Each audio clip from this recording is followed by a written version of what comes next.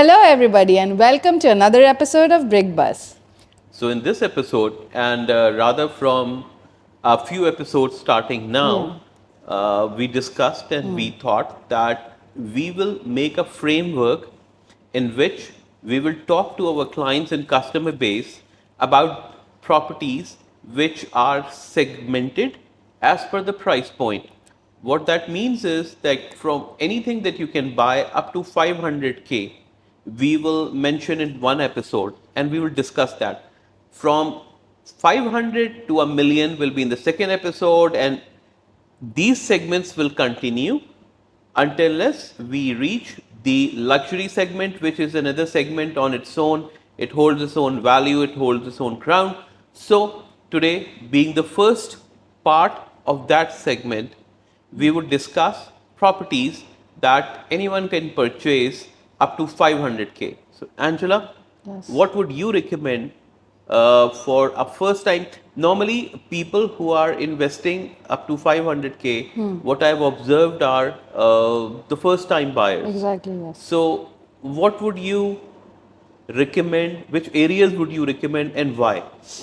Okay, so the problem is that in this budget, you get very limited options, first of all. I think let's not call it a problem.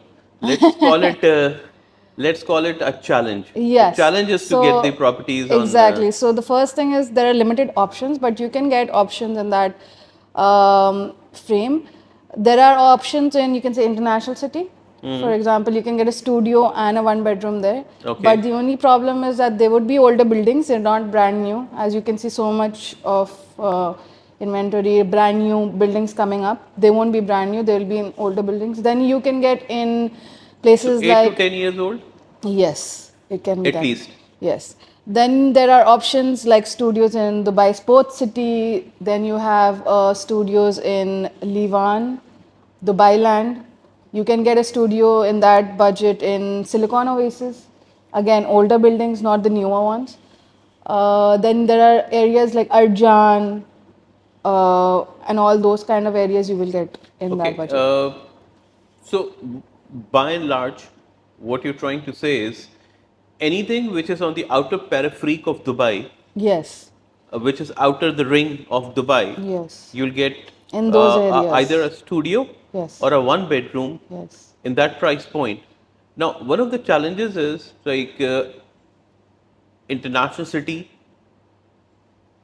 To a certain degree, I call it as a master community because it's designed that way. Yes, yes. But Sports City is not a master community. No, you'll get it in certain buildings, not all the buildings. And then you do not have like JVC, for example. Yes. Not in this price point, but just to give you an example, the JVC is not a master community. You have different developers. Exactly, Same is yes. the case with JLT. Same is the case with Marina. Although they are very well designed, Yes, these but are also they are not not master gated communities. they're not gated communities. Yes. They're not communities which have all the infrastructure and the buildings and systems coming by one developer. So you have Yes. multiple developers there who have their Exactly. own portfolio and who have their own choices. And mostly these don't have like capital gain.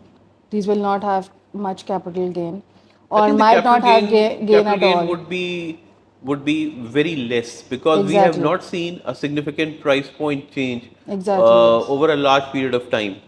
So I think people who just are focused on rental yield, Yes, you can get a decent rental yield from that. 6 to 9%. Exactly, but not a good. You see, people gain. claim 10% of rental yield as well.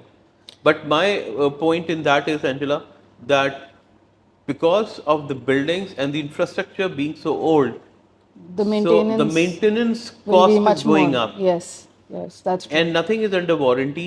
So your chillers, your ACs, your other lighting, electrical, plumbing, They will that have more requires issues, a yes. lot of rework. Yes. And because of that rework, although you will get a decent amount of rental, which can go up to 10%. Yes. But if you calculate over a period of year, or if you calculate over a period of 3 years, how much you have invested for the upkeep and maintenance of that property, Yeah, vis-a-vis how much you have earned from it, exactly. it will not be a great Much. value. Yes, exactly.